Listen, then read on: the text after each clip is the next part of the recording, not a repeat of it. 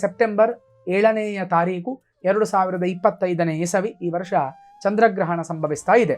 ಜ್ಯೋತಿಷ್ಯ ಶಾಸ್ತ್ರದ ಒಂದು ಶಕ್ತಿ ಎಷ್ಟು ಅಂತ ಕೇಳಿದರೆ, ಮುಂದೆ ನಡೆಯುವಂತಹ ಗ್ರಹಣವನ್ನು ತಮ್ಮ ಲೆಕ್ಕಾಚಾರದಿಂದಲೇ ಇಷ್ಟು ಹೊತ್ತಿಗೆ ಗ್ರಹಣ ಸಂಭವಿಸ್ತದೆ ಅಂತ ಅವರು ಲೆಕ್ಕಾಚಾರದಲ್ಲಿಯೇ ಅದನ್ನು ಪಂಚಾಂಗಗಳಲ್ಲಿ ಉಲ್ಲೇಖ ಮಾಡಿರ್ತಾರೆ. ಸೂರ್ಯ ಮತ್ತೆ ಚಂದ್ರರ ನಡುವೆ ಭೂಮಿ ಹಾದು ಹೋಗುವಂತಹ ಸಂದರ್ಭದಲ್ಲಿ ಚಂದ್ರನ ಮೇಲ್ಮೈಯಲ್ಲಿ ನೆರಳು ಬೀಳುತ್ತದೆ.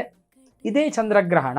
ಆಗ ಚಂದ್ರನು ಕೆಂಪಾಗಿ ಕಾಣುತ್ತಾನೆ. ಇದನ್ನು ನಾವು ರೆಡ್ ಮೂನ್ ಅಂತ ಇಂಗ್ಲಿಷ್ನಲ್ಲಿಯೂ ಕೂಡ ಕಲಿತೇವೆ. ಗ್ರಹಣ ಸ್ಪರ್ಶ ರಾತ್ರಿ 9:57 ಗ್ರಹಣ ಪ್ರಾರಂಭ ಆಗ್ತದೆ. ಗ್ರಹಣ ಮುಗಿಯುವಂಥದ್ದು ಮಧ್ಯರಾತ್ರಿ 1:27. ಗ್ರಹಣ ಕಾಲದಲ್ಲಿ ಮಾಡಿದಂತಹ ಜಪ 1ಕ್ಕೆ 100 ಪಟ್ಟಲ್ಲ, 1ಕ್ಕೆ 1000 ಪಟ್ಟು ಫಲವನ್ನು ಕೊಡ್ತದೆ. ಇದನ್ನು ನಾವೆಲ್ಲರೂ ಕೂಡ ನೆನಪಿಟ್ಕೊಳ್ಬೇಕು.